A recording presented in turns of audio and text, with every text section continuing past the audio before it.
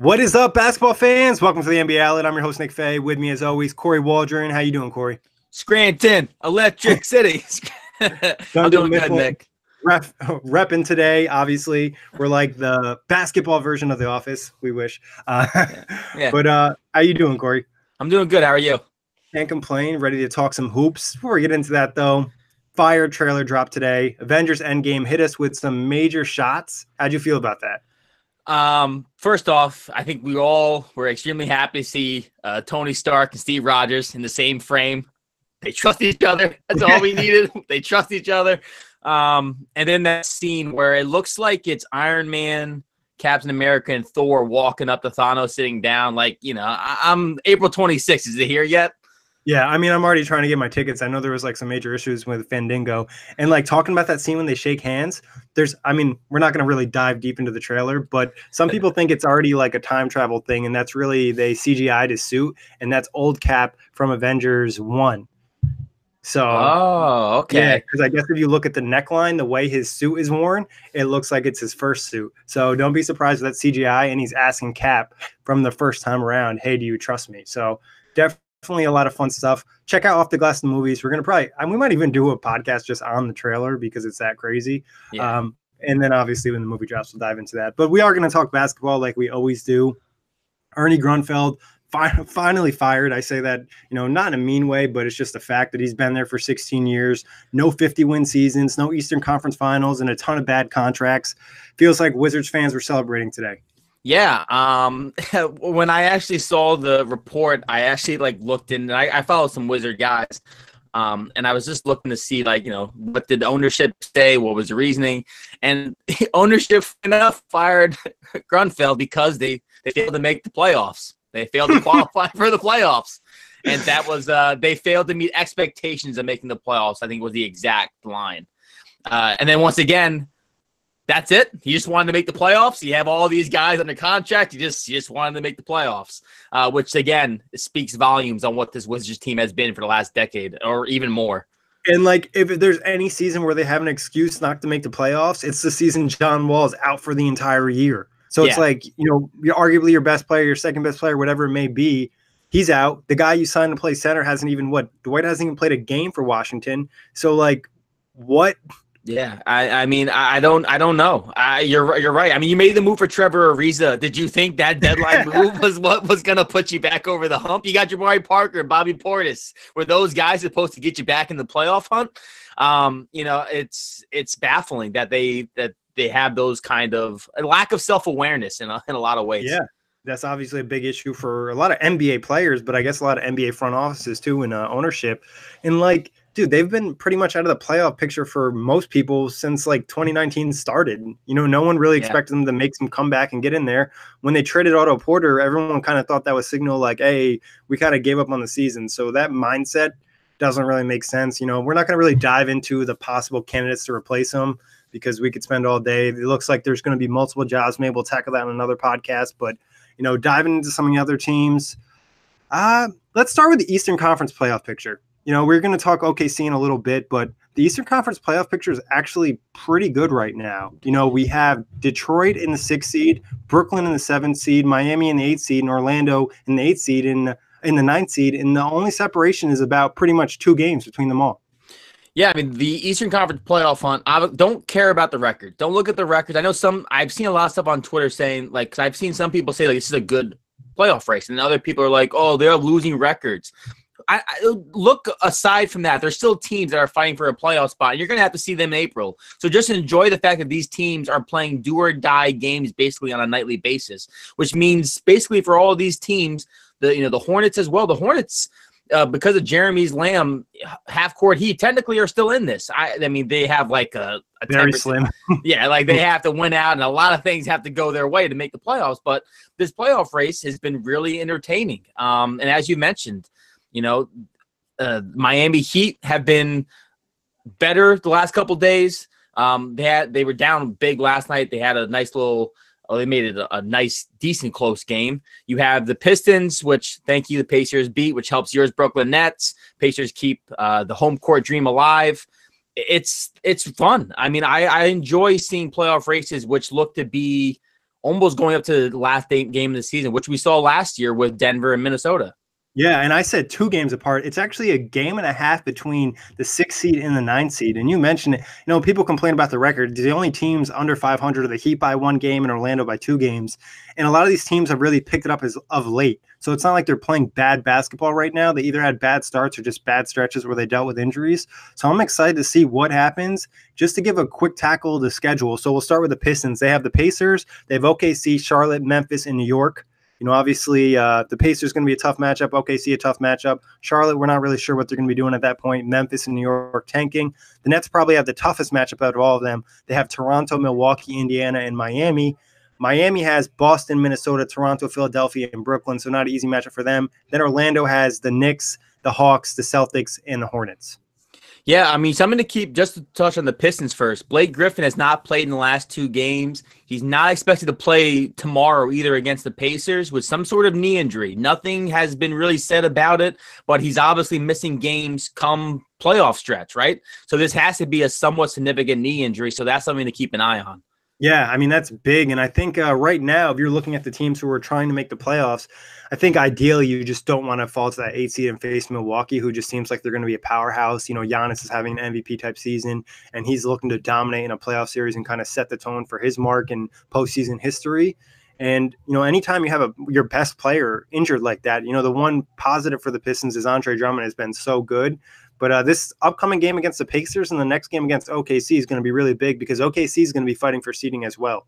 Yeah, and also, I mean, for Detroit at least, you're catching OKC at the right time. I know we plan on talking about OKC in a little bit, but OKC is struggling. I think they're 7-15 in their last 22 games or so. I know they haven't been very good.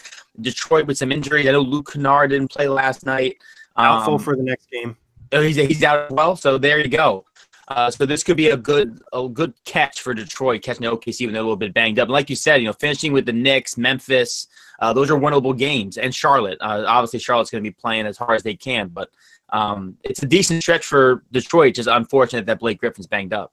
Yeah, I think the thing for the Charlotte matchup to think about is like if Charlotte wins their next 2 games or the other teams lose, they might still be in the race. But at that point, they could already be knocked out. There's a chance they could be already, knocked out of the playoffs and kind of looking to tank and play some of the young guys and maybe just resting Kemba. Then the Nets schedule is brutal. I mean, the one hope I think they have against Toronto maybe tomorrow would be maybe Kawhi rest. They have Milwaukee on Saturday and a back-to-back against the Pacers, who possibly could still be fighting for seeding. The one grace they probably have is that matchup with Miami on the last night of the season could determine if they make the playoffs. Yeah, I mean, I know you guys talked a lot about it on the Broken Buzz, you and Jack Manuel. The fact that this was like a little doomsday stretch for the Nets, especially the end of the season. I actually kind of want your thoughts on this. How do you feel? Obviously, the Bucks game was really good, actually. That was a close, competitive matchup. I liked what I saw from the Brooklyn, obviously. And now with this Raptors, Pacers, what are your expectations? Like, what are your dreams and aspirations? I mean, I thought yesterday they actually played well for 3 quarters. The first quarter was terrible. If they played an average first quarter, they probably either win that game or have an opportunity to win at the end. I think probably tomorrow against the Raptors is a must-win situation because it's at home. The Raptors aren't necessarily fighting that hard. They have a slim chance at nailing the first seed, and they're pretty much locked into the 2 seed. So there's a chance they could rest some guys. I know Danny Green got banged up yesterday as well. So I think that game is huge. It's going to be really tough to beat Milwaukee. They just don't match up well against Milwaukee, and they could just still want to kind of finish the season strong. They could also rest a guy or two, or they still rest Middleton, and the Nets lost yesterday. I think that Pacers game is going to be tough, especially if the Pacers are still fighting for seeding, which is obviously the concern if they're not. I know the Pacers have had a couple injuries, so they could look to rest a guy or two. We'll see what happens there. I think a lot of it's going to come down to that last matchup with Miami. It's going to be, possibly D Wade's last game, and it's going to be whoever wins kind of earns a playoff spot. I think just touching on the Pacers series, if the Pacers lose Friday against the Celtics, maybe they do take, I know Darren Collison's not playing or not expected to play tomorrow. He's been banged up with a groin injury. I know Tyreek Evans is, I think, going to miss the game as well. So you're likely to see maybe if the Celtics win Friday that the Pacers kind of take that Sunday off and rest some guys. That could be a benefit to the Nets too, depending, because if the Pacers lose on Friday, that means the Celtics win the season series. And, depending on how tomorrow's game goes, maybe Boston gets a full 2 games on the Pacers, but then with 3 to go, you're not really realistically probably going to get that 4 seed. Yeah, so obviously the Nets are almost depending on other teams a little bit too. The one positive is Miami is also playing a really tough schedule as we're going to move on to them. They have Boston. They just lost to Boston, so home and home, you have a chance to win the next game. Minnesota randomly decides to play well. They also face Toronto, who could be resting somebody. Philadelphia could be resting somebody, and then they finish with Brooklyn. So, and I think that if the Heat were to win that game against the Nets, they would own the season series. If the Nets win that game, I believe it'll be tied. Yeah, I mean that's a brutal stretch for Miami as well. A team that's, I don't know, banged up. They just don't have a lot of offensive firepower still. I know Goran Dragic has been better, and it's been nice to have him back for the offensive versatility he gives. And Dion Waiters has had some nice glimpses, but it just based off that schedule, I kind of feel like this is where Miami might actually fall out of the playoff picture. Because I think Orlando at this junction, I think I like them as a playoff seed team more than Miami. They definitely have the most favorable schedule. The Knicks obviously aren't trying to win games. Atlanta's hit or miss. They could definitely give them a challenge to try to win the game, but Orlando's going to have more to fight for. And like we just talked about, Boston at that point could be either resting as well if they locked up that seed. And then Charlotte, like we said, is kind of an unknown as well. So there's a lot to really go on, and a lot of it's depending on, who's going to win here, who's going to win there, who's out of the picture, who needs seeding, kind of things like that. Are teams resting or are they not resting? So I'll ask you this. What three teams of these five do you think get the last three playoff spots? I think it's going to be Pistons, Nets, and Magic. Okay. Jorge does not like that answer, but Jorge doesn't. I would go with, I almost want to say Detroit misses the playoffs. So if Blake Griffin doesn't play the rest of the season, I don't think Detroit makes the playoffs. I think he has to come back. So I think that'd be like the one asterisk mark. Like if Blake Griffin doesn't come back, I think Miami, Orlando, and the Nets make the playoffs. If Blake Griffin does come back and he's able to play, the last 2 or 3 games, then I think Miami is the odd man out. Because I like Orlando still more. Yeah, I think the one thing hopefully for the Pistons would be is like, hey, we could probably lose these 2 games against the Pacers and OKC. We could probably beat Charlotte, Memphis, and New York without Blake Griffin. Right. Just because, like I said, they might not even be playing for anything. So yeah. It'll be interesting to see what happens. It could be a really exciting last night of the season if the Nets and Heat are facing off and at D Wade's last game, like in determining who makes the playoffs. It's going to be really interesting. Where is that game? Is it in Miami? It's in Brooklyn. It's in Brooklyn? Ooh. Yeah. So Nets, shout out to the Nets, fan base who's really stepped up of late. 2 solids in the last 2 games. They're just getting a lot more activity at games and a lot more hype for the team. It's important, especially with a lot of these teams that, a lot of teams in the East don't have good road records, so you have to take care of home court advantage. And if your fans aren't behind you, it does impact you, and that's a big difference having the fan support. So that's good. And funny enough, the Heat are probably one of the best teams on the road in the East. Are they really? That's funny. 20-18, which is better than some of the seeds above them. So obviously, the Nets are 22-17 at home, and they've been better of late. It'll be interesting to see what happens in that. So we both pretty much agree that it's most likely going to be Detroit, Brooklyn, Orlando. Question for you. Pacers, Nets. Is that at Brooklyn or is that in Indiana? That is in Indiana. Damn, unfortunate for you. The Pacers have lost 10 straight road games, to keep in mind, to those listening. I look at that both ways. I see the 10 straight losses, but then it's like also a probability like they're due.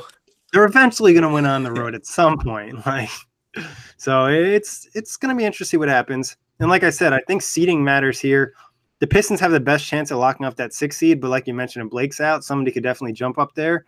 I don't know if you necessarily would rather have the 6th seed or the 7th seed, and that's nothing against, Toronto, but I think sometimes, depending on which team it is, might match up better against Toronto than having to face Philadelphia and Joel Embiid in that super big lineup they throw at you. Yeah, I think that's my one fear with teams. Anyone who plays Philly and Milwaukee is how do you match up with their length and their bigs?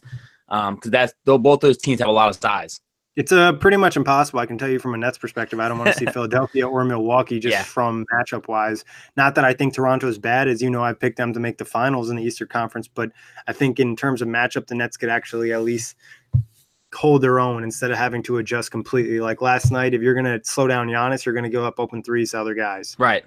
That's exactly how I feel when it comes to the Pacers. I wouldn't want to see Antetokounmpo and that team with so much wingspan, so many shooters. And same thing with Philly, having Joel Embiid is just a mismatch. And then they throw out, oh, yeah, we got Tobias Harris and Ben Simmons, guys who are big for their position. So it's just like the smallest guy that Philadelphia really throws in their starting lineup is J.J. Redick. So it's like, okay, what are we going to really do here? And he's elusive as hell, so he's just running around the trees. Yeah, pretty much. It's like, oh, yeah, we're going to set like 3 hard screens, try to defend, try to run around them all and then block a shot and not foul them. Yeah. So, but we'll see what happens. It's good for the NBA, I think, when the games matter right up to the end of the season. Like we said, some of the top seeds, it might be locked up by that point, but the rest of them, there's still some activity. How do you feel about the Pacers and the Celtics in terms of that 4-5? I actually just was on a Pacers podcast, Setting the Pace. Shout out to those guys, Alex Golden and all of them. And we actually debated this at the end of the show.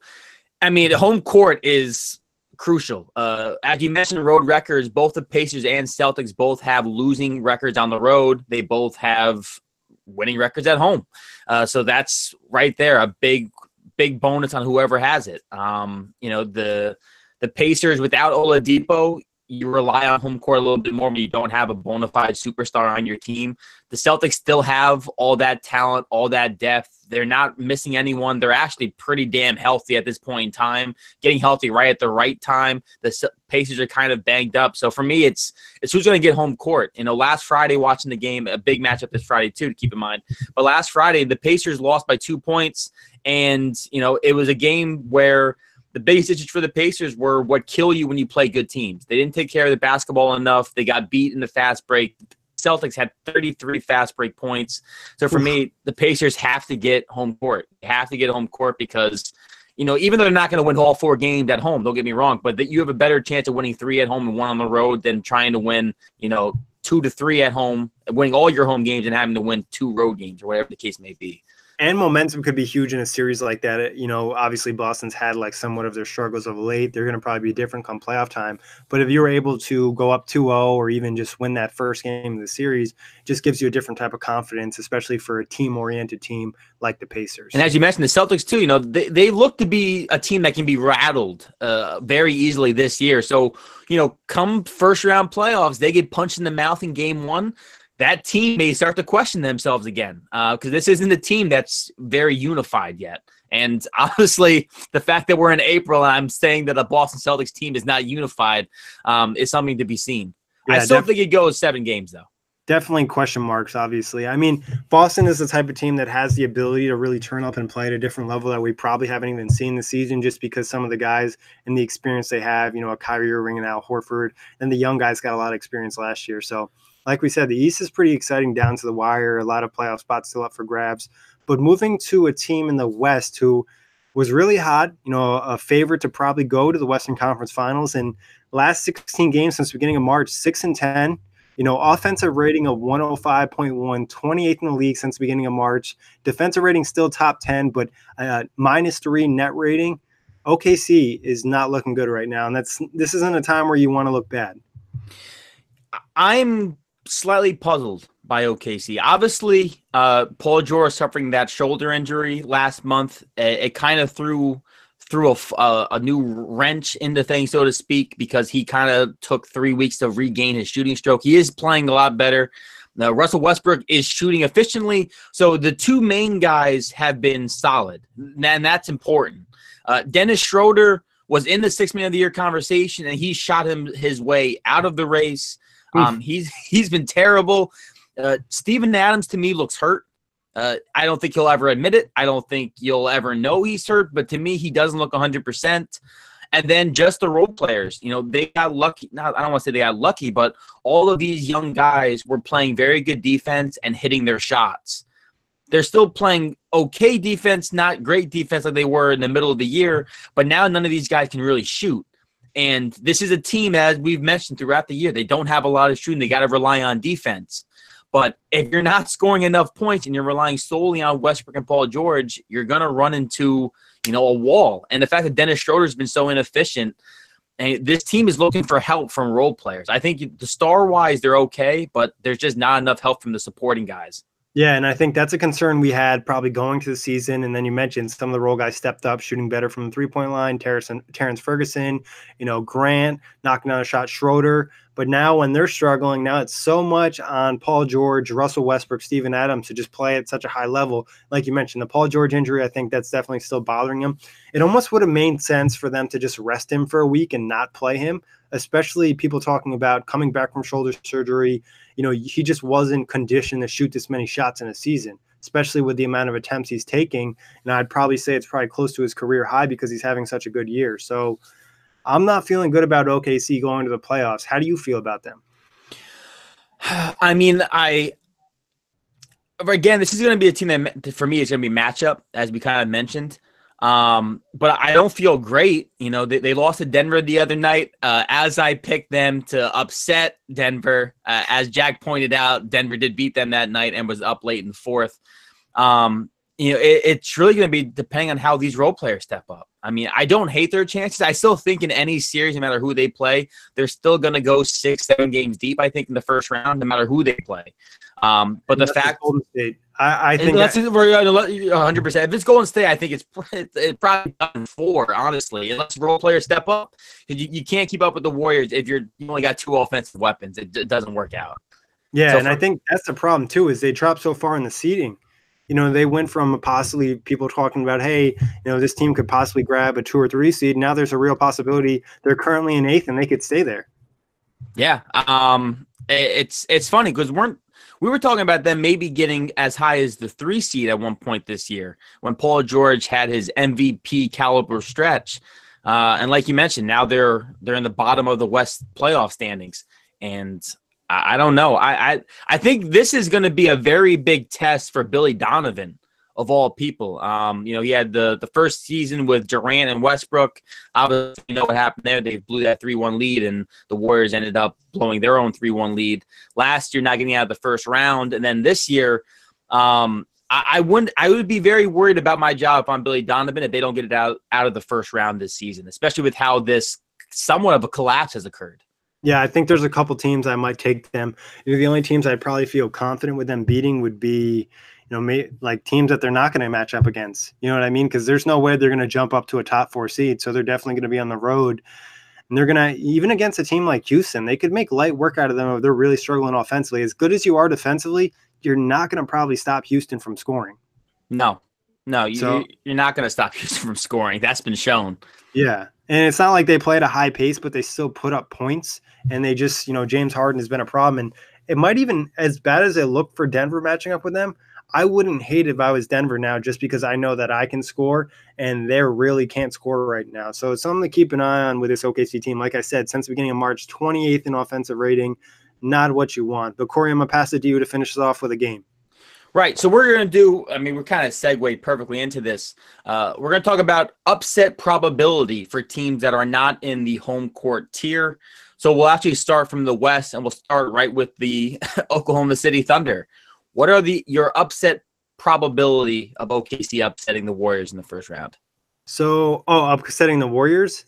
You're right. The seed's not set. So they're probably going to remain a bottom 4 seed. So what are their upset probability chances? We won't give a matchup. I could do each one for a matchup. So if they got Golden State, -1%. Denver, I'll probably go 50%. Because I think that this would be a benefit for Denver because the team's not as confident. Against Portland, I think they could win. So I'd put them at 65%. And then Houston, I'd give them a 20% chance to beat them. Yeah, that's fair. For me, it'd be 0 Warriors. I think I would give the Nuggets. I had to stick with my hot take. So I would say still 65 for the Nuggets. I'll go 70 with the Blazers. I still like the defensive versatility for the fact that the Blazers only have 2 guys to really lean on. And then for the Rockets, I'll say 10%. I just think the Rockets are in a different zone at this point in time. Yeah, especially with the way their role players are playing at such a higher level. Yeah. So moving over to the Eastern Conference, right now Miami Heat are the 8th seed, so we'll start with the Heat. Probability. Probability of beating the Bucks, 0%. Probability of beating the Raptors, 5%. Oh, okay.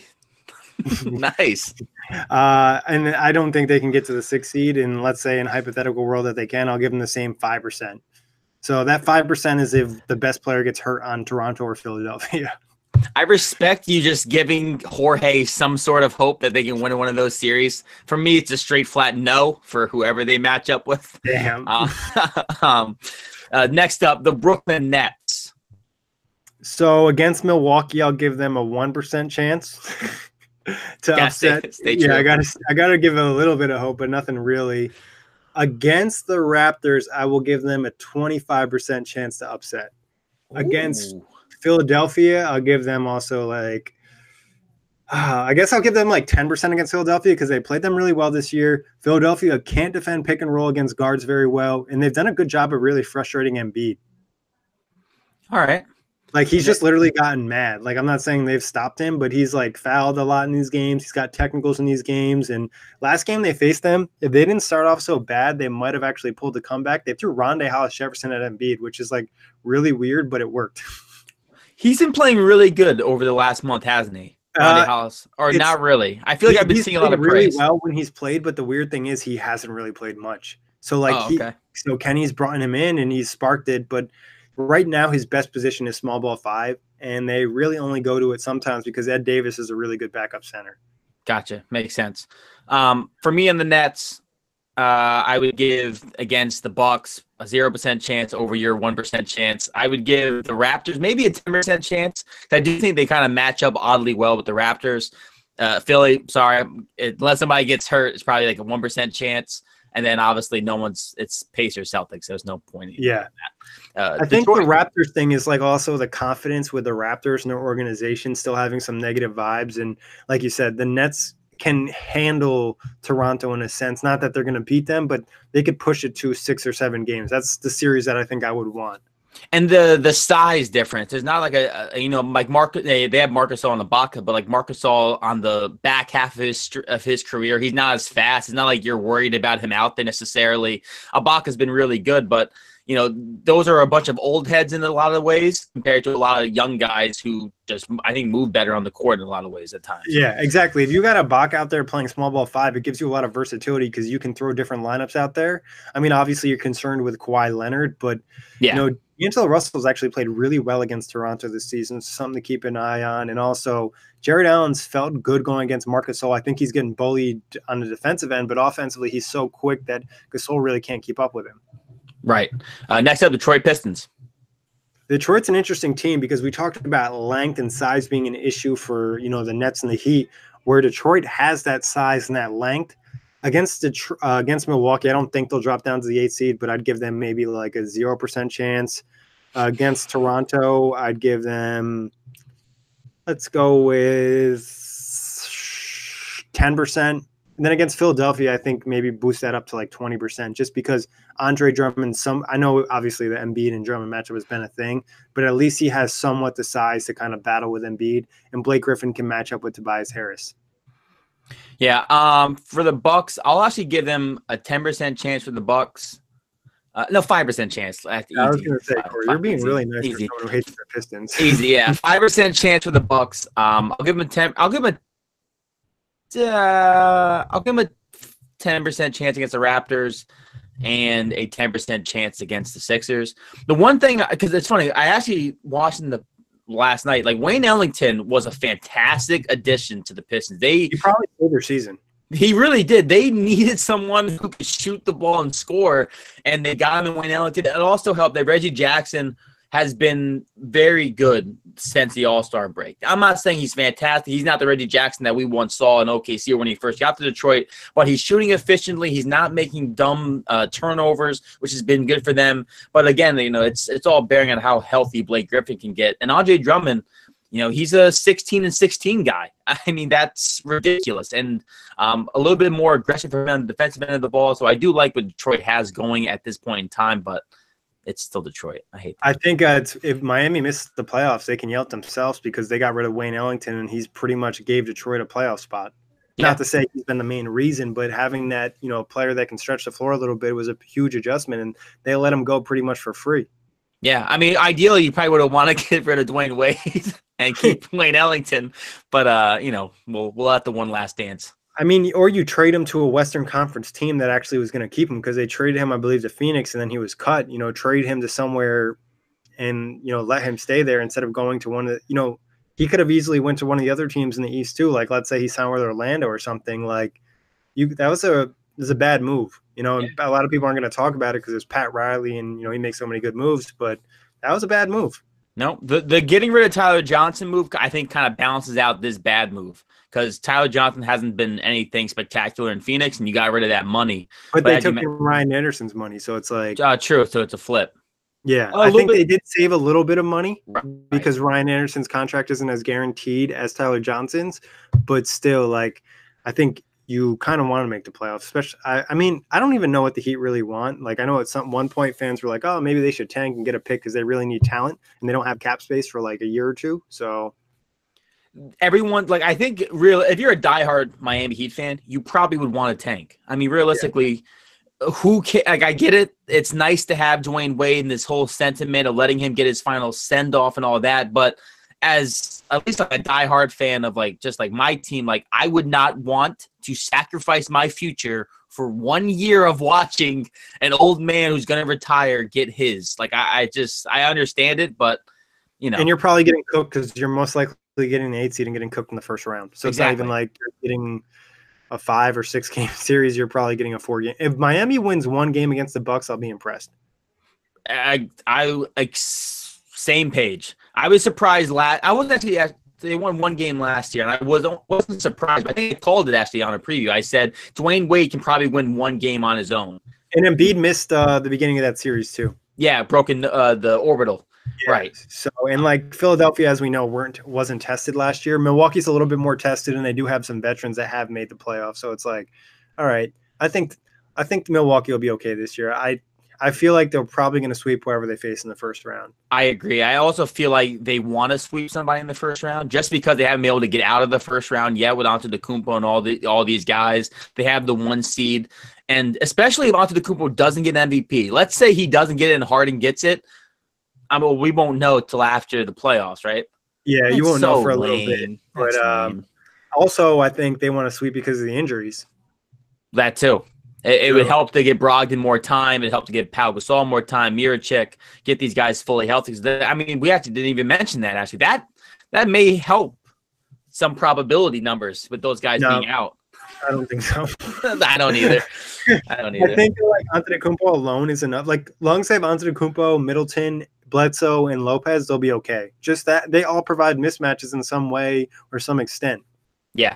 And that's another guy, too. Eric Bledsoe wants to prove a message, especially after how bad he played last year in the first round. It's just everybody in the Bucks has like a chip on their shoulder. And I've been a guy personally who enjoys players and teams that have that. I just think it goes far in the NBA. Chris Middleton, contract year. Brook Lopez, no one wanted to sign him.